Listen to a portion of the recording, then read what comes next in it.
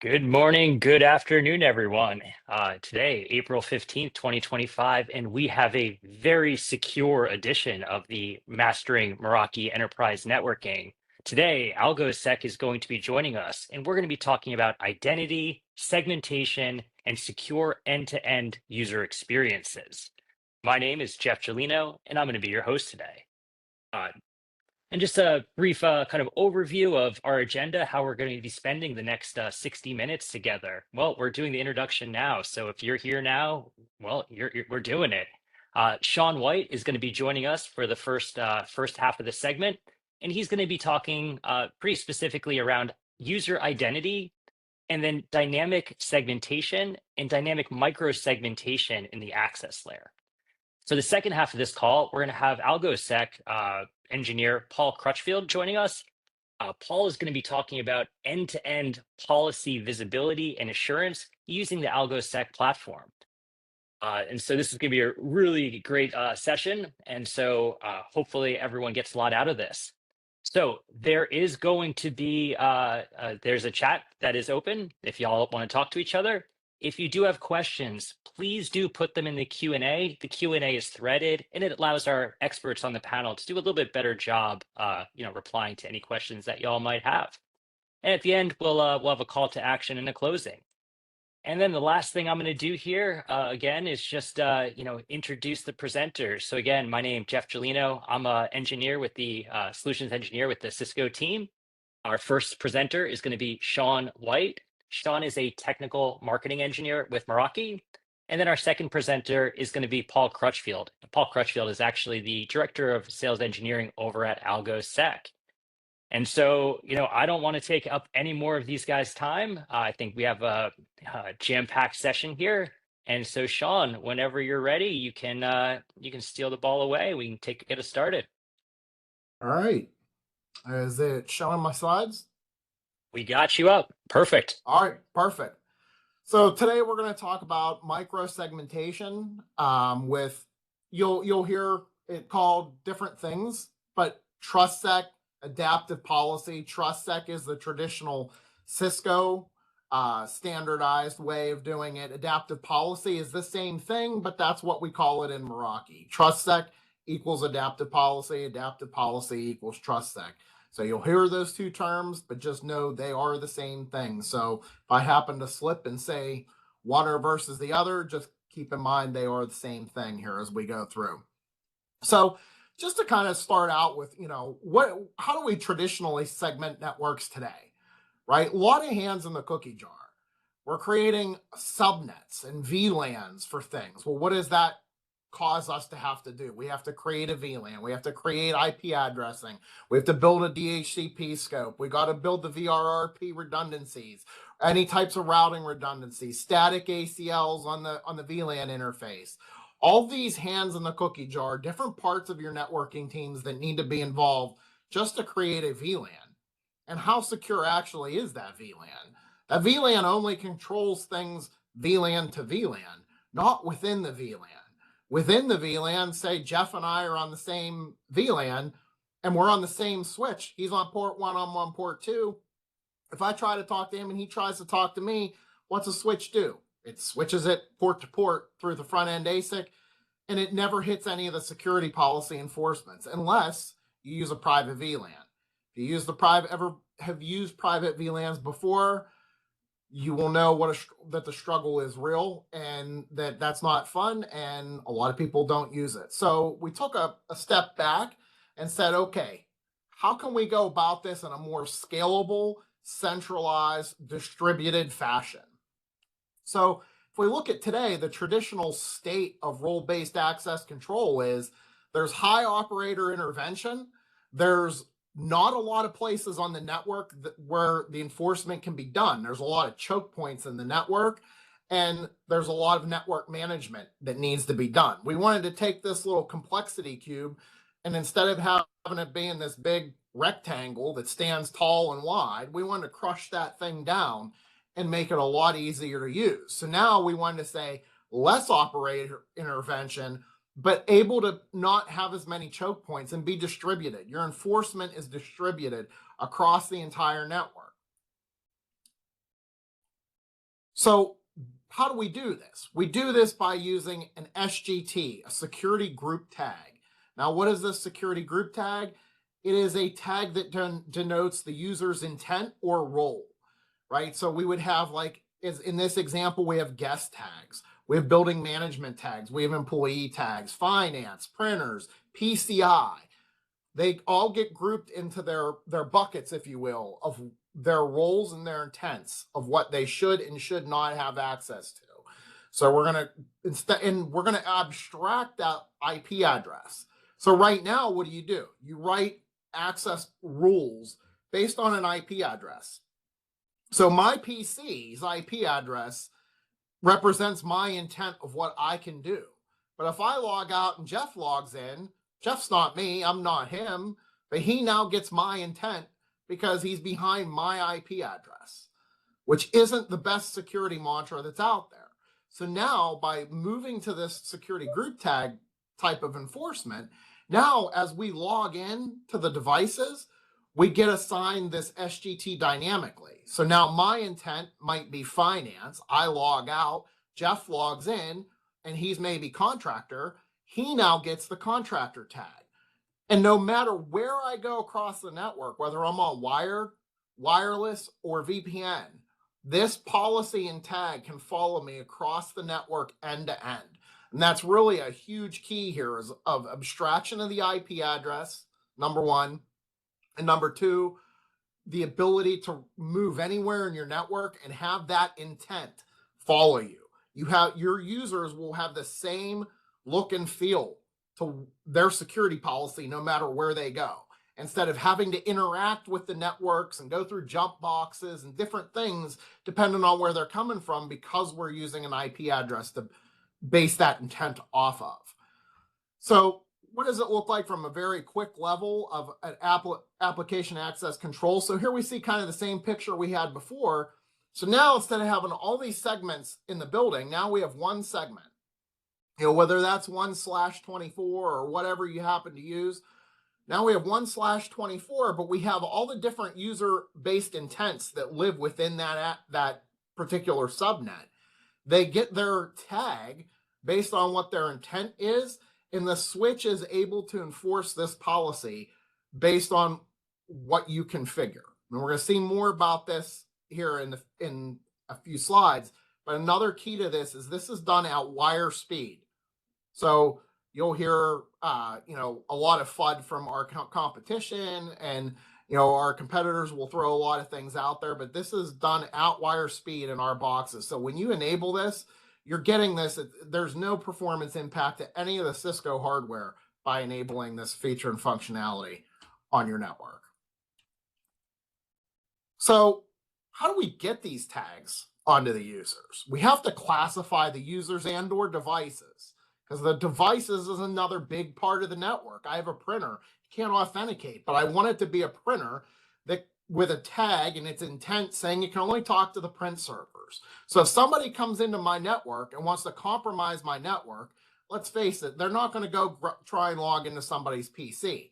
They're going to go to a port that a fish tank's plugged into or a printer's plugged into. They're going to unjack that and plug their PC in. That's how they're going to try and get on your network.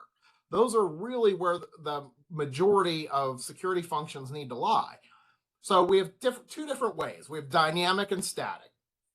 Dynamic is great for users, things that can do a .1x authentication. Thankfully, more things can do authentications now, like printers and IP phones can do .1x authentication.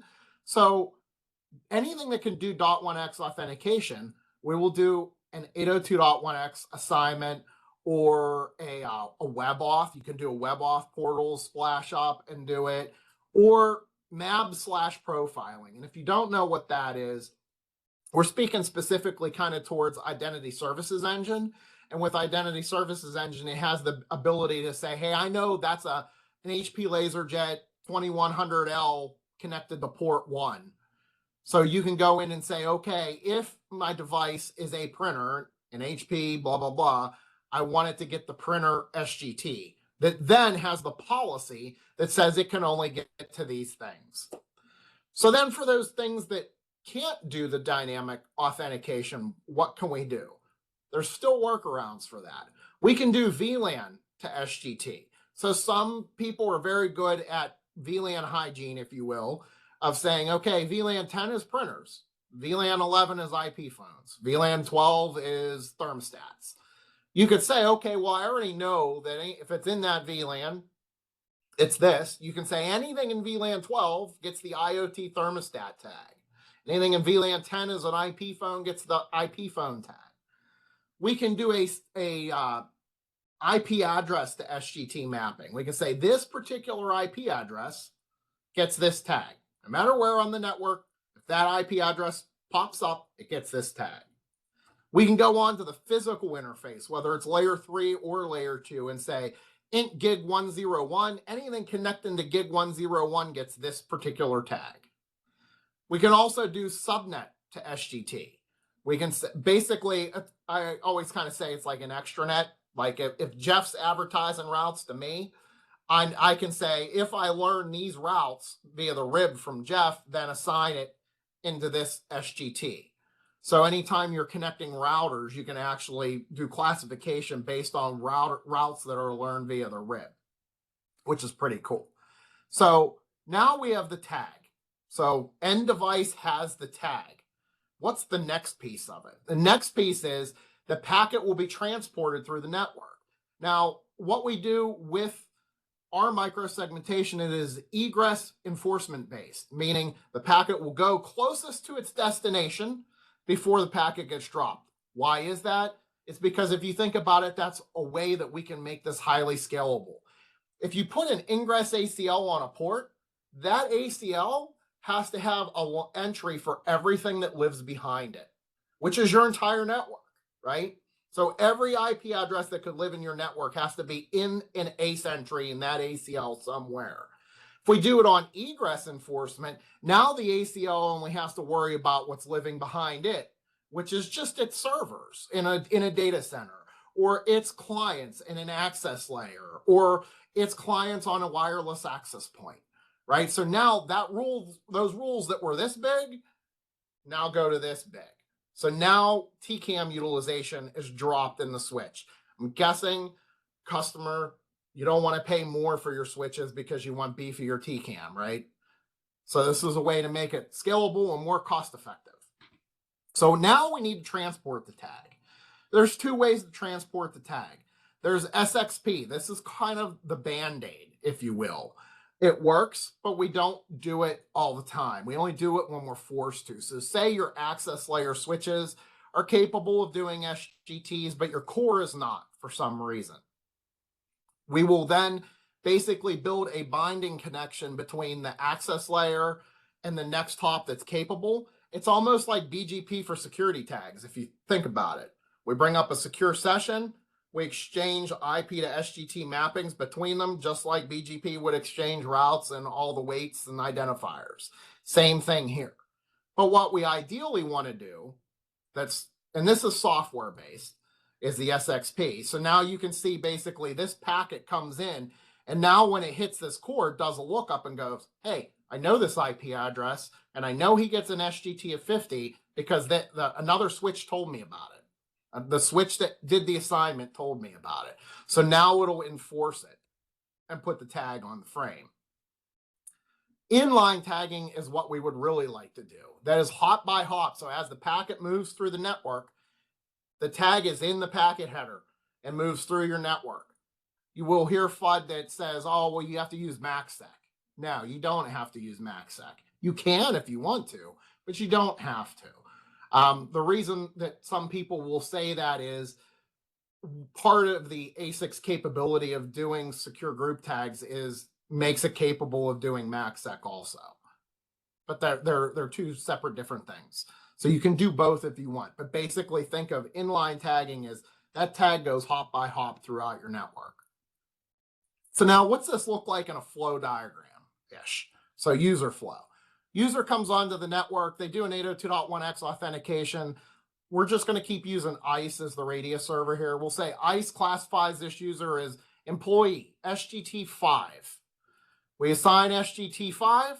Packet goes on the wire. it's headed towards destination 10, 1, 200, 100, which you can see on the right is SGT 30. So we have SGT 5 headed towards SGT 30.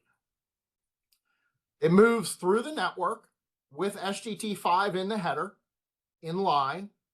Now, when it goes to do its egress, when it goes to come off the network and do the egress, it does a lookup in the fib table, and it says, hey, I'm this SGT going to this SGT.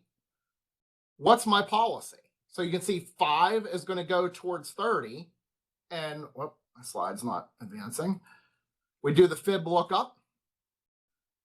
We see the access table. The access table says, hey, 5 to 30 is a deny, and it's going to drop that packet on egress in hardware at wire speed.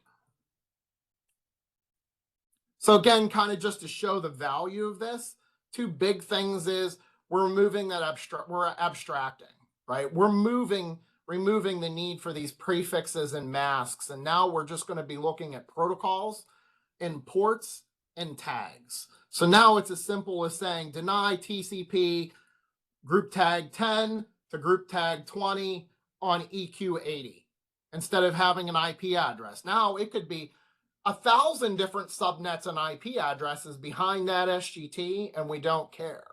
Think of this from a firewall perspective. Your Active Directory team goes and spins up a whole nother pool of Active Directory servers.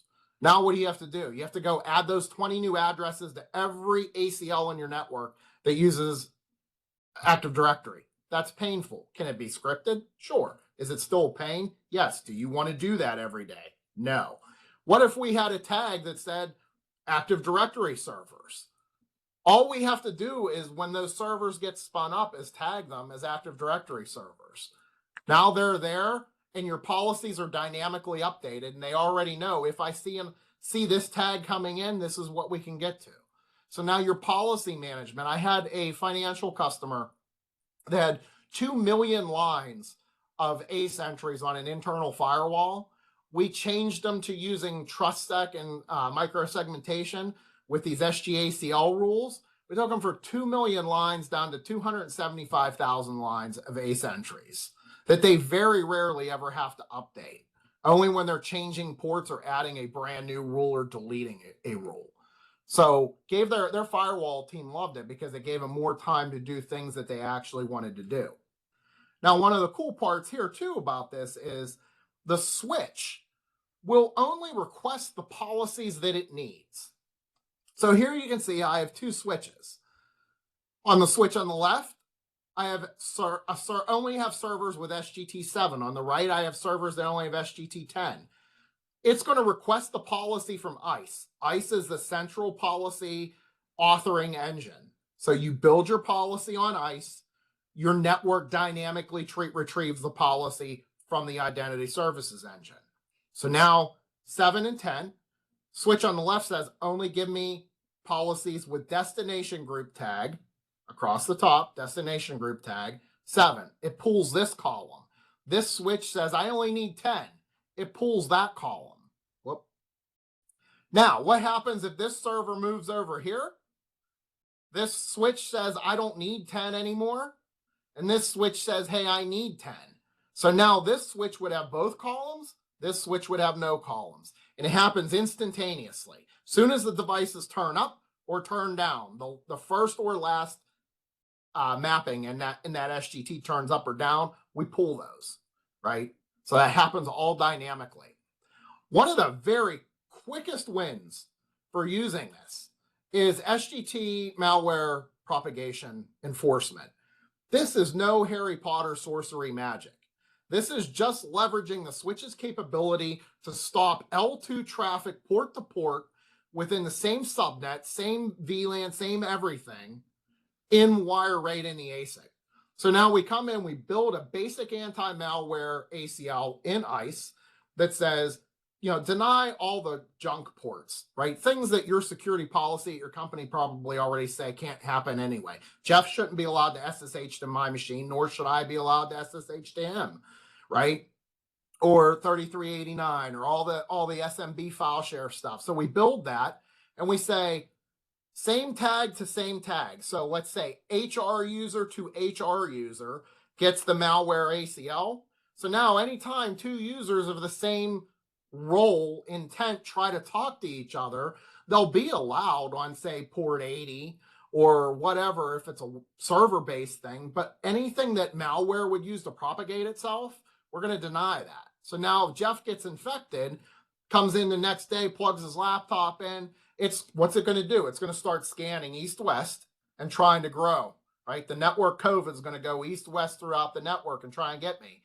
This ACL is going to stop it in hardware, in its tracks at the switch port, which is pretty cool. We've had a lot of large customers use this and actually have very large impact on stuff that's stopped by that propagation ACL. So now kind of like, what are some other things you can do? Here's a for instance, and I'm going to show another one. Adaptive policy and firepower and adaptive policy and stealth watch kind of are the same. Other things can go along with this too. Third-party vendors. Well, my slides are just moving on their own for some reason. So here what we can do is say, we can add a rule in the firepower to block based on SGTs. But what we also can do is say Jeff's going through the firewall, he trips a high fidelity IPS sensor rule. Not only will the IPS block that, but now it can actually report back to ICE and say, change Jeff's tag from HR to suspicious investigate.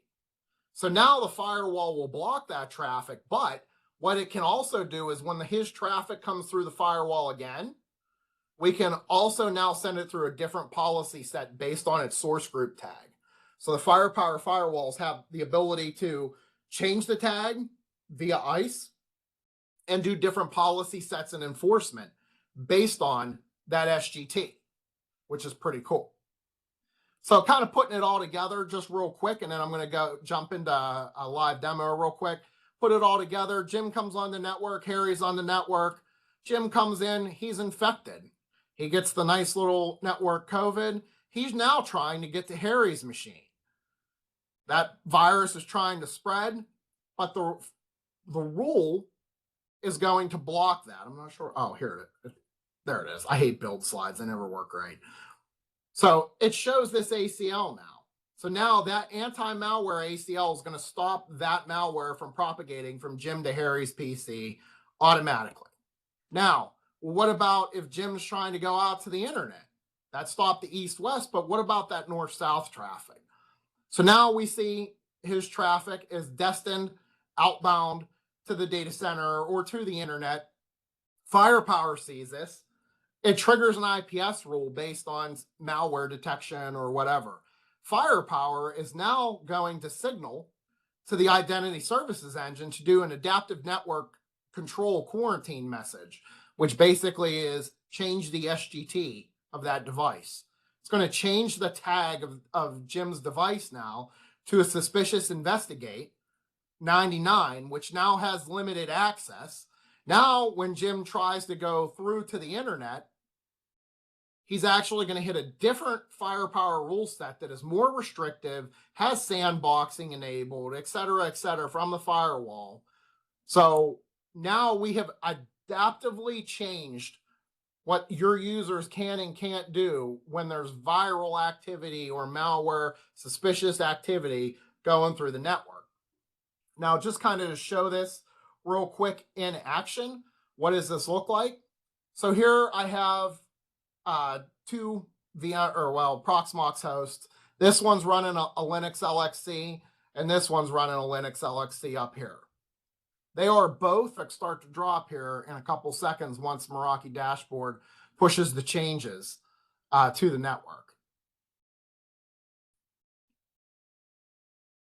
Now, one thing to point out here is while we are in Meraki dashboard, these policies can either be authored in Meraki dashboard or they can come from the identity services engine inside of here. So we can author the policy in ICE, have that policy synchronized with the adaptive policy in dashboard, or we can choose to just author that policy in dashboard, either or. So here you can see now the traffic has stopped, the change has been pushed.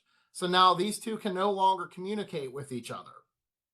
So these two hosts from PCI to PCI have been denied. Now, from a security perspective, if we come in and we look, you can create rules, and you can see different rules being triggered here. Just for fun, though, what I'm going to do is go in and I'm going to find that one host. That one host is 172.16.81.11, I believe. And then we're going to find that host. And now we can see everything that StealthWatch is saying about that host. But what's really cool is I can come in here now and I can say manually do a quarantine of this user. It's going to push the policy to ICE. And over here in my ICE dashboard, you can see it just changed that user to having a mitigate security group tag.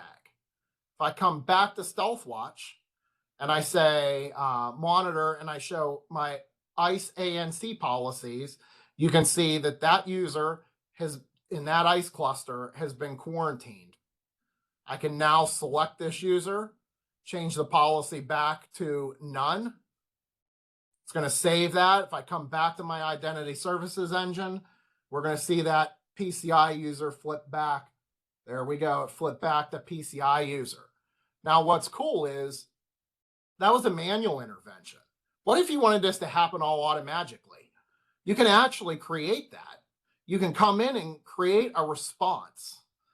So you can have a response in here. I have mine disabled because with all the demoing I do in the lab, I don't want stuff broken automatically.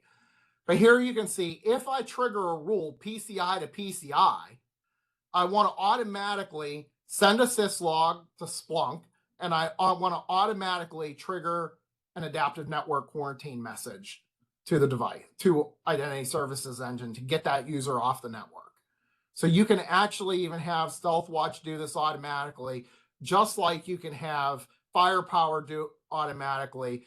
And it isn't a Cisco specific thing, right? Our third-party vendors that can integrate with Identity Services Engine have the ability via PX Grid to do this. You can even via the API, if you wanted to create your own little homegrown thing, or your own security product doesn't for some reason integrate with ICE, you could actually write a Python app or script to use the APIs out of both and be able to do that, which we've done for customers before.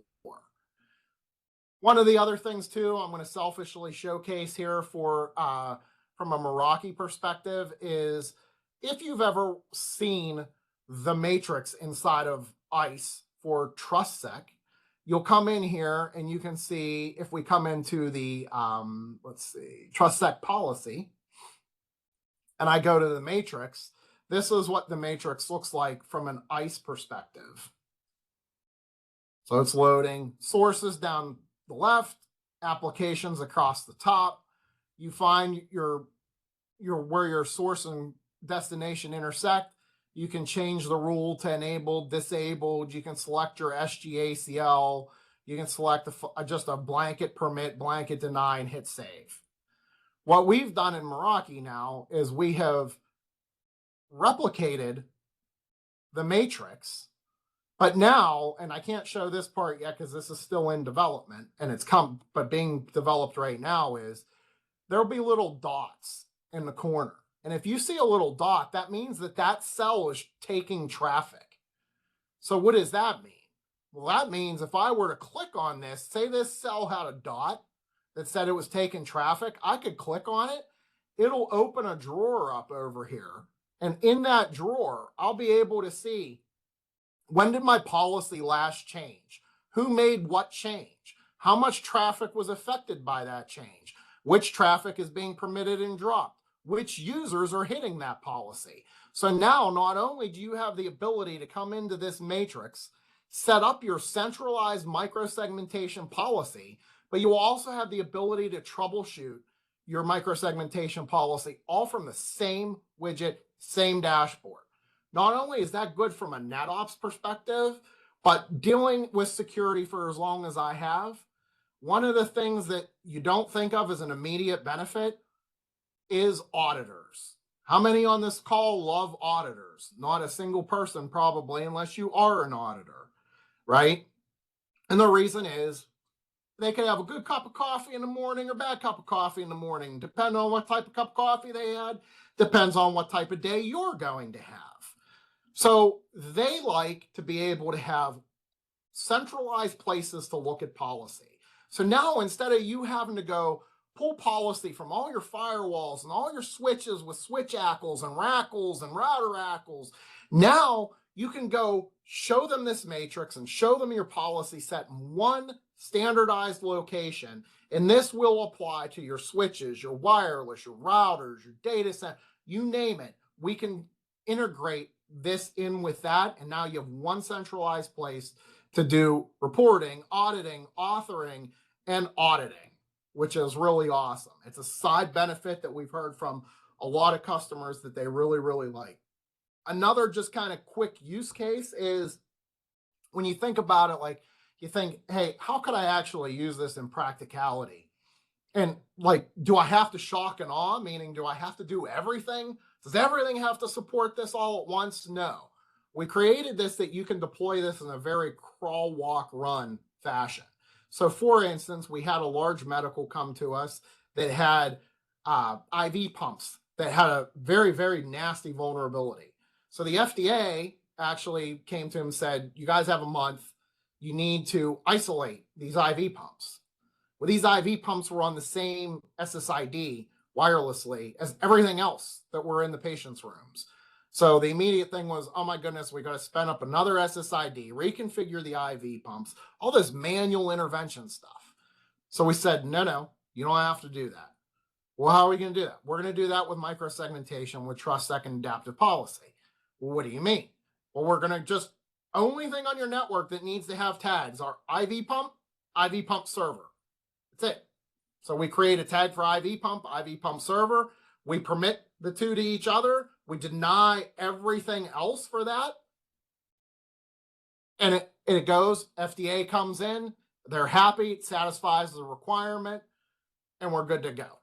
So you can also use it as a tool in your toolbox to make quick, fast security decisive decisions easily without re-architecture. And with that, This I think was I'm a fantastic out of segment time. here. Appreciated your slide builds, but the live demo was phenomenal. We had over 450 people see dynamic micro segmentation in action. That was quite impressive. Very well done.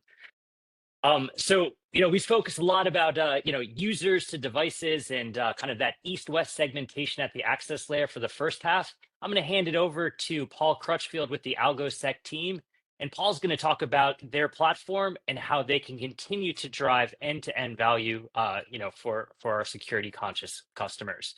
Paul, you out there? I am. Can you hear me okay? And we'll start with the traditional, can you see my screen? Loud and clear, and we got your screen, sir. Perfect. And thank you, Sean. That was definitely educational.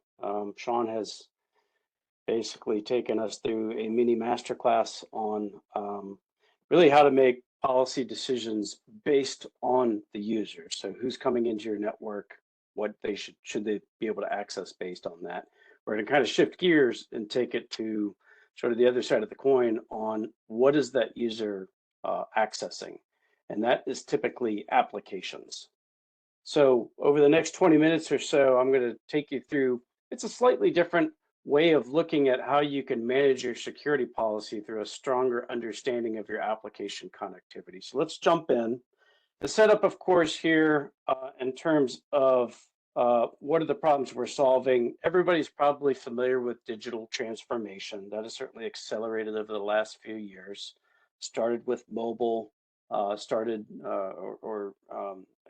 further with cloud. And then certainly in 2020, a certain event happened that if you didn't have the ability to serve up applications to customers, to partners, to employees, If you're caught flat-footed, you're probably taking a very close look on how can we turn certain things into an application. You want to be able to transact with people, offer new services and products, improve efficiencies, and of course, every company they say is a software company, and that's to get a competitive advantage. Now, with these new applications comes a lot more complexity. Even the simplest application that is hosted on your phone behind the scenes, there's a whole lot that's involved with that. There's going to be something on the front end that's serving up the content.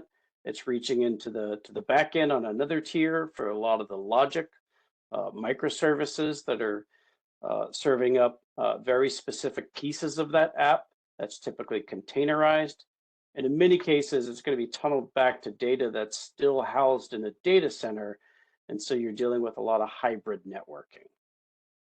Of course, the challenges with this, a lot of security teams are, they don't have a full picture. They're looking at very fragmented views. Nobody truly understands for each application what are the connectivity requirements across these hybrid networks. Without that context, they're also making decisions on vulnerabilities and other risk information with an incomplete picture. A lot of times it's a lot of manual effort to understand the application connectivity and make those changes, which of course more time consuming. Perhaps you could introduce some inadvertent risk, and probably most important, if you're not careful, can have some downtime with some revenue generating applications. And then, as Sean said, we always have to deal with the auditors, and a lot of times you're going to have to demonstrate to an auditor how your application is set up and how it's isolated to just the areas that it should be able to speak with. So that's where AlgoSec comes in. Over the last 20 years, we've built this platform. We help you to get a stronger understanding of your application connectivity needs. Certainly that extends into the cloud, and we've added a lot of functionality over the last 5 to 7 years to keep up with that as well. And really our sweet spot is those hybrid networks. So yes, we can do data centers, we can do cloud, but a lot of times it's when you're going from data center to cloud, that's where people really don't have a clear understanding of the application connectivity. So taking this down a level just to talk about some of the individual concepts within the platform, I said, I think I said AlgoSec has been around for 20 years, and I kind of view it as we've gone through 3 different evolutions. The company started 20 years ago, and they were really providing this middle bar here, which is the smart visibility. We wanted our customers to understand all of the devices that are out there, how they're set up, how their rule bases are set up in terms of allowing traffic, and really aggregate that so you could understand across the organization what your connectivity needs were, and start looking at, hey, how can we improve these rules? Where's the risk at in the rules, and just general hygiene and compliance. The next evolution was this intelligent automation. Our customers asked us to take that capability, but instead of just doing periodic checks, to move it into the change process itself, so that when you're pushing changes, they're done in a secure manner from the get-go, as well as increasing the efficiency by automating a lot of that. And then the final piece we got into is, again, understanding the business applications that are connected to all this, so that now you can get the application owners to come in and participate directly. We still tie in with ticketing systems, of course, but a lot of our more advanced customers provide this self-service portal to the application owners to empower them to understand this application connectivity and push changes in a much more effective manner. So just going back to that complex application I showed, how this maps in with the AlgoSec platform, you can see that this is, first of all, we have our cloud resources down here, but we are reaching back into an on-premise environment. That is our traditional AlgoSec security management suite that would handle that. That does have some cloud capabilities as well, but our newer addition to the platform is AlgoSec Cloud Enterprise, or what we refer to as ACE, which extends a lot of these capabilities into the cloud environment. Okay, so let's dive into a few use cases. Hopefully I can get through these, but there's 4 use cases we'll jump into and just kind of drive through the UI. The first is We have to, before we can do anything, we have to be able to discover the applications. There's actually 13 different ways that we can ingest data to help us discover the existing applications in your environment. We can go straight to the cloud and discover microservices. I'll show you that. We can bring in different traffic sources like NetFlow, SFlow, and use that to establish a baseline. We integrate directly with Cisco Secure Workload, which would be able to help us, or we could simply import files that might have some flow data. Once we start discovering your applications, they'll populate in our dashboard here. They'll start showing up. You can, of course, adjust those as needed. And as you start pushing changes, it's going to self-document anyway. This dashboard is showing us some of these applications are red, meaning that they actually have some blocked connectivity issues. As well, we can see the applications that have more vulnerabilities against those. So we're giving you that context where you can pull in vulnerability data, but see it based on the applications itself. This is we've drilled into one of these applications, the help desk. You can start to see some information about that application. Tags will give you the context. We can see this is part of our PCI environment, as well as some other context. We can even see the context or the application owners listed here. Down here in the bottom left, I see that this is actually a cloud application that's hosted out in AWS that consists of 5 different microservices. And if we want to, we can click on the application graph to get a visual of those microservices.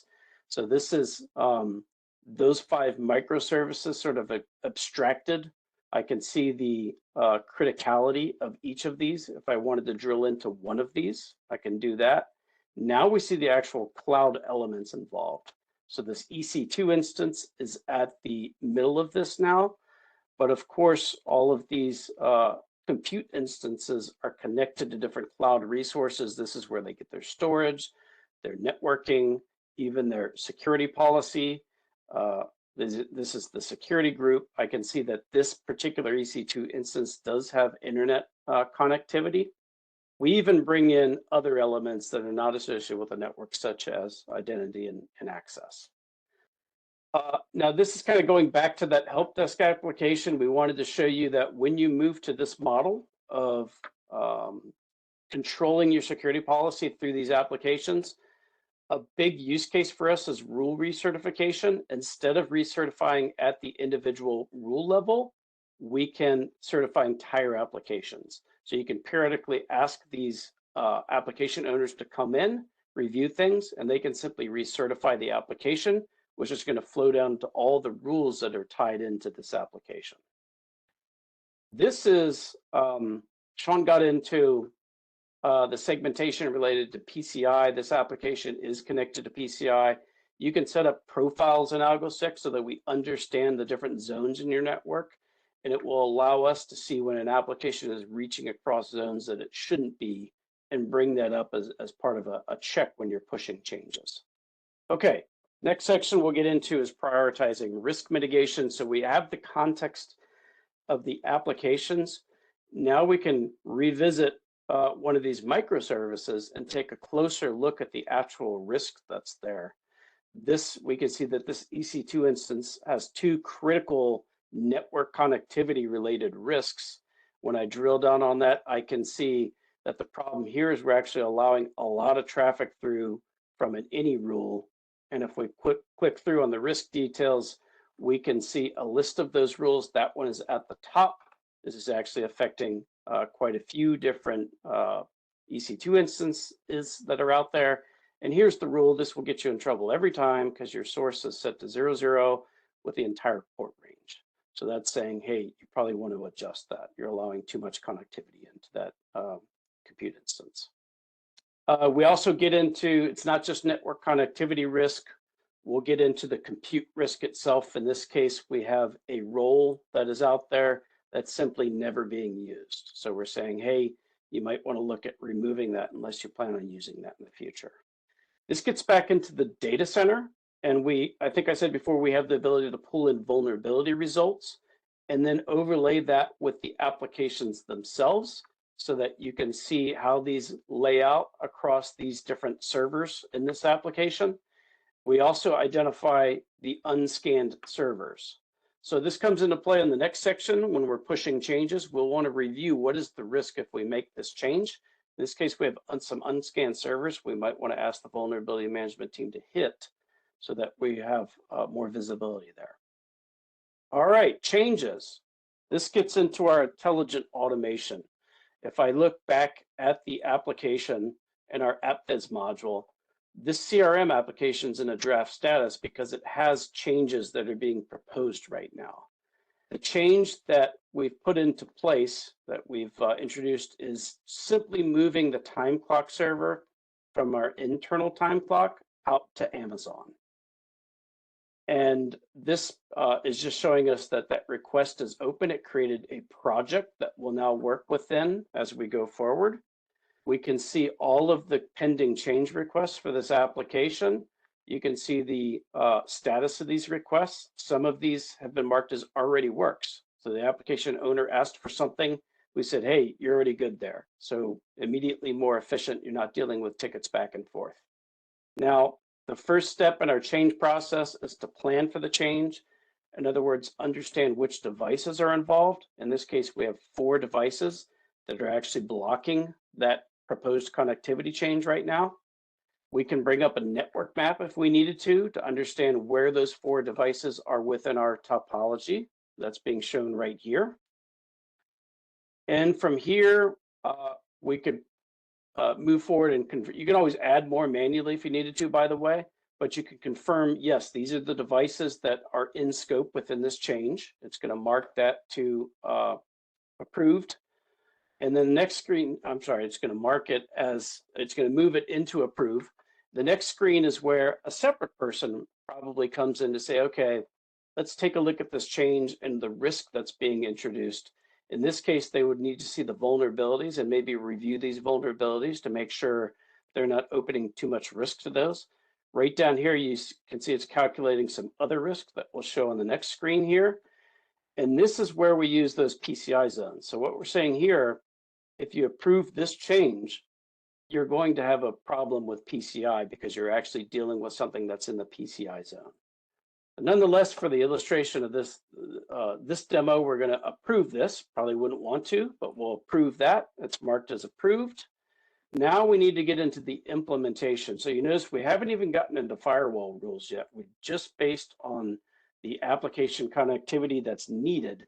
Now we can start figuring out, okay, well, what are the rules we need to change on these 4 different devices?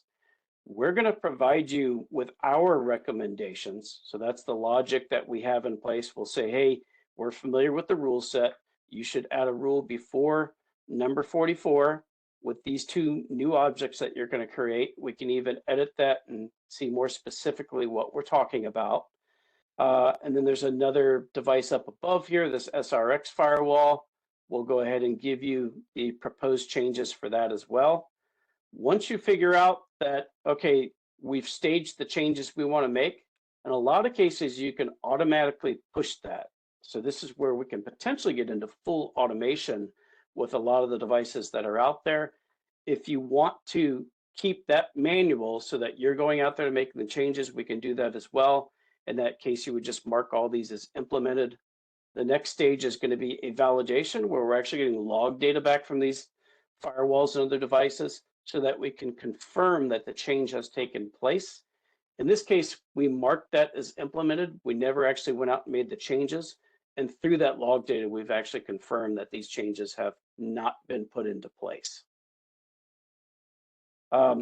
Once that's finished, you come back to the project, you can close it.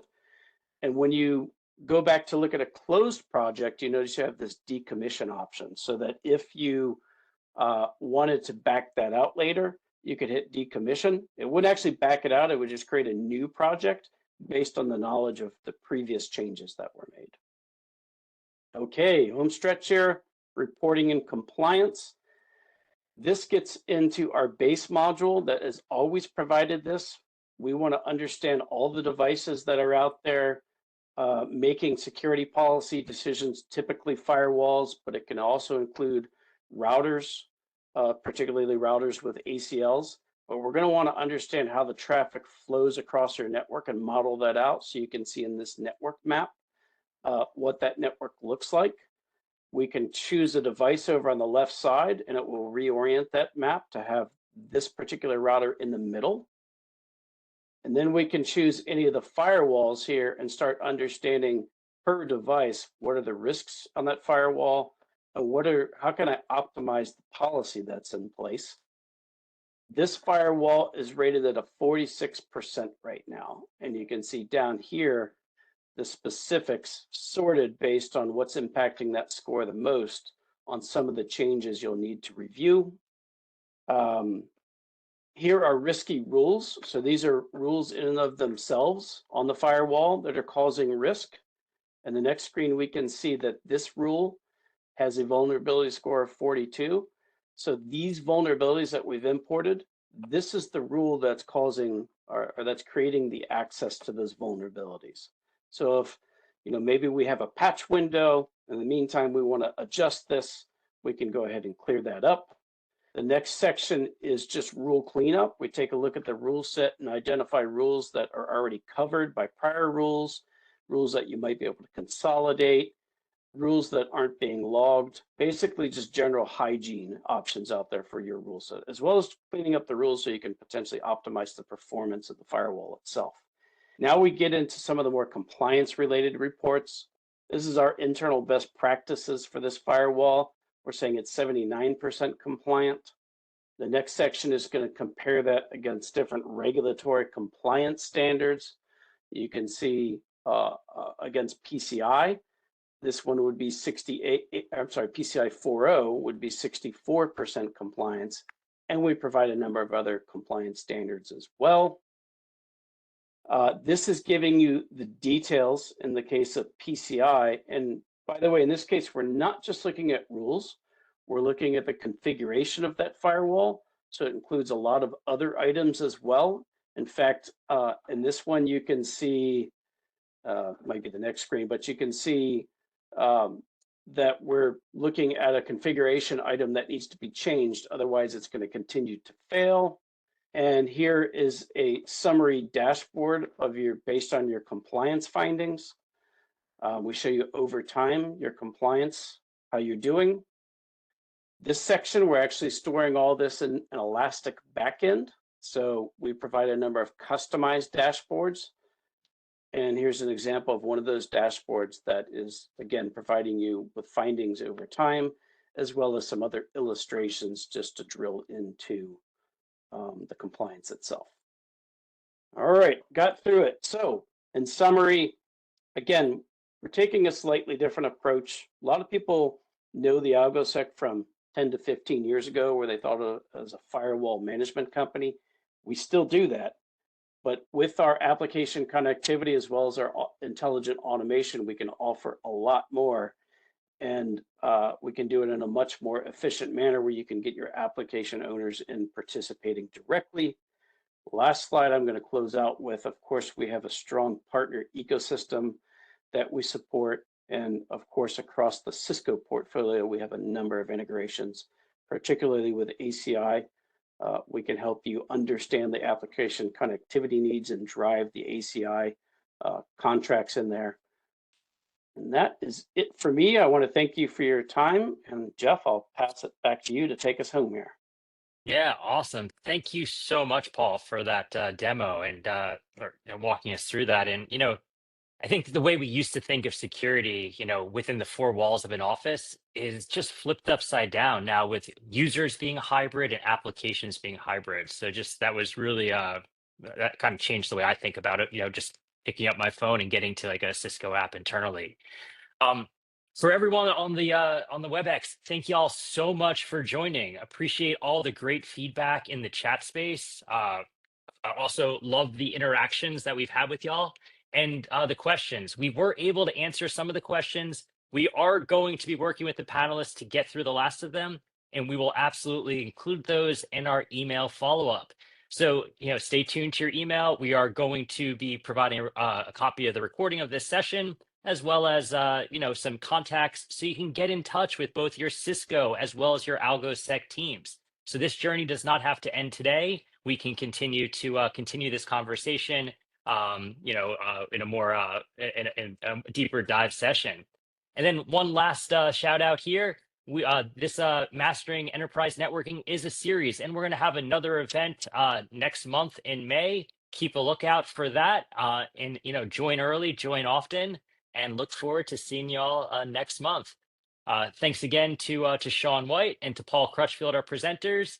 And thanks again, AlgoSec, for sponsoring this. This was a phenomenally informative and very secure session.